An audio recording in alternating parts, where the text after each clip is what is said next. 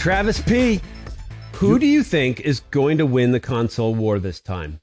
Xbox and PS5 have nearly identical graphics. Xbox has Game Pass, which is incredible. PS5 has a cutting-edge controller. I have both and love both, but lately I've been playing Series X far more. I think that Sony jumped out to such a lead at the beginning of this thing. So if you're going to go by sales, I think it's going to be PlayStation. It all depends on the subject matter. If you're going to go by service, exactly. Xbox is you can't beat Game Pass. The only way I see Game Pass faltering is by what we said earlier, is that the focus becomes so much of just getting people to sign up for Game Pass that the games kind of fall by the wayside. We talked about with Bethesda, like, man, great acquisition. What games do you play of Bethesda's? Oh, I don't play any of their games. You know what I mean? And so I think that at the end of the day, to me, it's subjective. Microsoft's got to step it up on the games, man. Like, I'm a single player cat. I like story, and they just don't have the games for me that are that intriguing. Still own Xbox.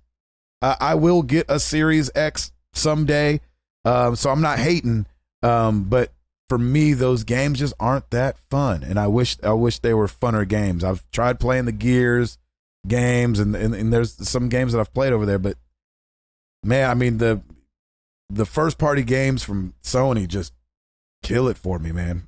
Yep, Spider-Man. I mean, the list goes on and on, but so yeah. Chris? Yep. Somebody else go, because I have thoughts. Wait. It'll take me a moment. Oh, okay. Edward? It's really hard for me just because I hate console wars. I hate console wars. Yeah. And I hate saying that one person won, or because they both have pros and cons. Yes. That's why I went with the sales thing. I was like, if you just go off sales, then I would say Sony. And that's the thing, is how do you judge it? Is it sales? Is it performance? Is it games? Is it service? And to me, they are so interchangeable. In the fact that there isn't one that stands head and shoulders above the rest. I do think Sony, for me, has the games that I prefer to play, but Game Pass has so many games that I've wanted to play, never did, and now I do. And because it's such a tight race, I'm really gonna put it down to the DualSense. You love the DualSense, huh? And when it came out, I thought haptic triggers I thought it was the dumbest idea. I thought, who cares? I don't care about that. It sounds like a gimmick. And now when I play Borderlands on the Xbox, it feels like I'm missing something. It really does. That's incredible. Amazing. Wow. Yeah, that's amazing. Yeah. Tim, who wins the console war? I'm with you on this, Ed. As far as a console war, I hate that term too, because it is. We've always said gaming is so subjective. For me, PlayStation, it's the only console I have right now, and the reason is because of the games. Solely because of the games. Because Gabe, like you, I am single player. I'm story driven. When Xbox comes out with at least 2 games that I know I cannot live without, I will purchase a Series X. And then I will probably explore more in the Game Pass realm. But they just do not have the games for me that I want to play. And so far, for me, it's just Sony isn't winning. It's my preference. And I think I leave it at that. But I agree. I don't like this console war bit because it's so subjective. So, all right, Chris, lay it on us. Well, so it would not shock me at all if this becomes another PS3 360 generation where towards the end of it, they're almost the exact same. Like one may have a slightly, but it's like they're 2-3 million ahead. It's no big deal. They're basically the same. That would not shock me at all. From a sales standpoint. Strict, and that's all that I'm talking about is from a sales standpoint. Because but let me ask you this though, real quick. While you're absolutely right that PlayStation ended up catching Xbox in that race. Yes. don't you think the overall feeling is that mind share? Xbox One. Yes. Mind share wise, everybody's mind tells them, oh, yeah, 360 ran away with it because they jumped out and stayed there for so long. Most people, it's like PS2 when you won the one before it. Yes. And then obviously Xbox didn't exist during the PS1 era. So it could absolutely be a situation like that where from a numbers on paper standpoint, this is what it is, but in mind share wise, maybe one or the other. I think it from just an overall standpoint, it's like, okay, Sony objectively won last generation, if you want to use that terminology. So it's their game to lose. They have to screw something up and or do you're badly. Saying they won the PS4 era? Yes. Like from a sales standpoint. One? From a sales standpoint, PS4 like outsold Xbox One like crazy. Yeah. So if you're going from that standpoint, they're the leader and they have to be overtaken by Microsoft, which, Microsoft can do it. I don't feel like that they can't do it. And I feel like they're doing a lot of good things, but they've kind of been doing a lot of good things with no real results coming from it for a really long time. So is it going to finally bear fruit? I don't know. I own a Series X now. I really wanted to play Forza. I'm absolutely looking forward to it. And if anybody's been listening to this podcast, they'll know this, to Hellblade 2, whenever that finally comes out. I have no idea when that's going to be. I'm not really a believer in Game Pass. I think Game Pass devalues the industry, quite frankly. I think that it devalues the games. I don't like the model when it comes to the gaming realm. Kind of like Movie Pass did. Right. Yeah, I guess you could say that. I mean, I didn't dabble and pay that much attention with that one, but I think the correlation is kind of the same there. But to me, it's like, but it may play out. Like if they start putting out banger after banger after banger, then there you go. Then it works. Now, does that still devalue the other things? Because I think it feels like Microsoft is throwing everything they can at the wall, spending whatever it takes. We just want to come out and we want to win, even though they're not saying it that way. It feels like strategy-wise, that's what they're doing. And I think that that's going to have negative ripple effects in the rest of the industry. Maybe it won't. Maybe it will.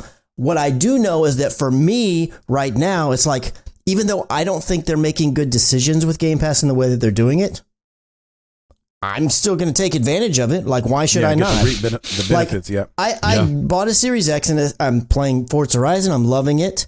I'm hoping that I'm going to love Hellblade 2.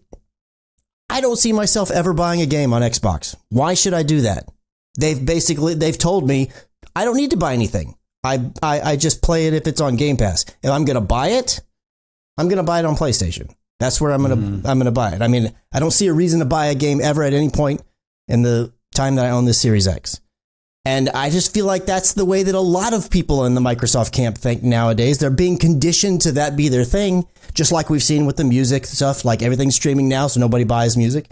Just like with shows and stuff, very few people buy movies anymore. They just stream it from, I'll wait till it comes to Netflix. I'll wait till it comes to Disney Plus. It's like, and I don't mind it so much in those industries, but the gaming industry, I feel more value to. And I think that they're bigger than that. And I think that that's going to detriment the industry, but I don't know. But in the meantime, it is indeed a good deal. Like if I knew a person down the road that was like, hey, I don't really play much, but I kind of want to get one of these new things, I say, get the Xbox with Game Pass, because absolutely. Why not? I mean, if you just want to dabble a little bit with everything, go for it.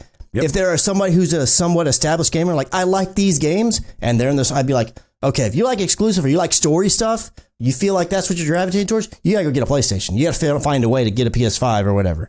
Those are the ways that I would go. And I'm just happy that I'm luckily one of those people that's in both camps right now, and I can take advantage of either direction and enjoy it. So at the end of the generation, I think right now, obviously Sony's the one to overtake, and I think Microsoft could do it, but I kind of see it playing out like when we get to the end, it just kind of being a wash. I think it will go that way. And or will it be the Switch? Oh yeah, no. I guess I was just thinking. I guess that wasn't in console wars. I guess that wasn't fair because in my mind, I'm not considering Nintendo, but I do think the Switch, because it's going to be an ever persistent.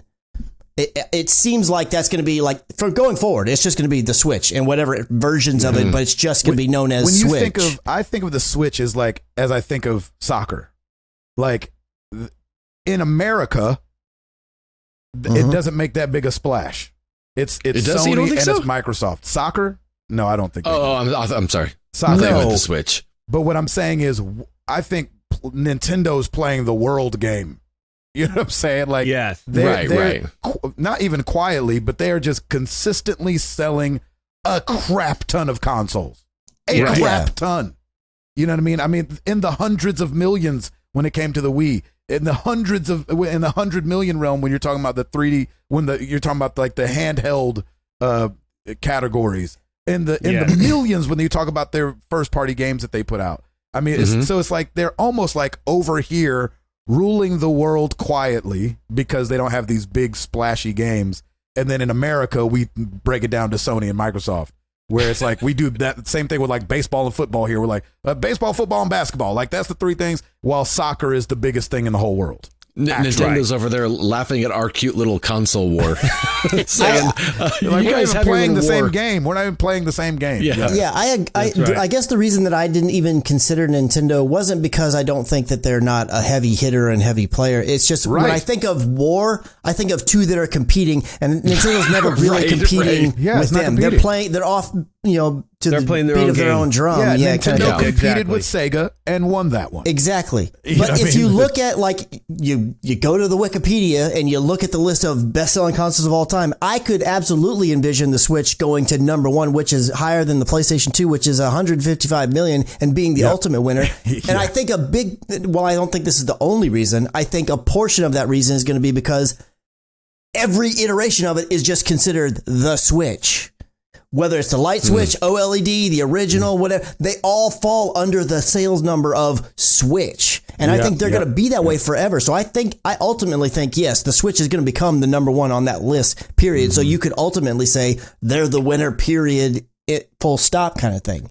Yeah. And I do think, my personal opinion, Xbox is going to go down that road. I think they're just going to be Xbox from here on out. I think they're done with generations. I think Sony's the last one kind of still in that. And we'll have to see what they do next go around, but is the next one going to be PS6 or is it going to be just PlayStation? Are they going to play the same game the rest of them are doing? Yeah. I'll tell you this, man. The Switch is, I'm just, because I brought it up because we're talking about it, but like the Nintendo Switch, here's the tops: PS2, Nintendo DS, the Game Boy, the PlayStation 4, PlayStation Wii, then Switch. Which is really interesting because after the Switch goes PS3, Xbox 360, Game Boy Advance, PlayStation Portable. So what's interesting is that in that top 1, 2, 3, 4, 5, 6, 7, they're 7th place, but it's the newest thing they have out. Where PlayStation 5 is not obviously on this list yet. The Xbox One is not on anywhere close to on this list. And so it's interesting because Switch is still selling and in that top 7. You know what I'm saying? That's just, and if you remove handhelds that are strictly handhelds, like the Game Boy, the DS, you remove those out of it, they're like 3. Yeah. Like it's not, and I know the Switch can also be a handheld, but you think people think of it more in the realms of a traditional console that just has this cool feature where it can be a handheld. So if you pull those out and just look at just home consoles, I don't see how, especially if they stick with this realm of just iterating and they're all called the Switch and all those numbers fall under that, I don't see how they don't go to number one. I just don't see how they could do that. I think they will. I mean, like you're saying, PS2 is 157 million. The Nintendo Switch, 3.5 years into it, it's not even 4 years old yet, is at 90. Is it only 4? I didn't realize it was so little. I think it's about to be 4, right? 4 in March, honestly don't remember. Or something like that. Yeah. Wow. And then you've got the DS, man. That's at 154. I mean, it's only 3 million behind PS2. So I mean, Nintendo could have maybe had 1 and 2. But it's definitely going to have maybe 1 and 3. Absolutely, like Chris is saying. I mean, you give it 2 more years, 4 more years. I mean, the fact that they can sell 60 more million is not out of the realm, and it's not like PS2 is going to sell any more consoles. It was. Did you guys see that over Black Friday that the Series S was the best-selling console? Yeah, that was interesting to see. Yeah, that's crazy. And I think for a lot of reasons. It's got obviously the price point thing in its corner, and then at least here recently, I don't know how long it's been this way, but it seems like of all the ones, maybe not Nintendo, but of all the other like the Xbox and PlayStation stuff, they're the ones that you can find actually places. Exactly. So it's like, when I saw it, I was like, That makes perfect sense. Yeah, totally tracks. They totally worked out there. A bunch of people were like, fine, I'll get the Series S. Yeah. Yeah. You know what I'm saying? If I didn't care so much about frame rate, I would have had a Series S. I absolutely would have done it. It would have made way more sense for me, but I was just like, I can't do it knowing I could have had 60 frames if I just had this X. I know, so hard. Yeah. So hard.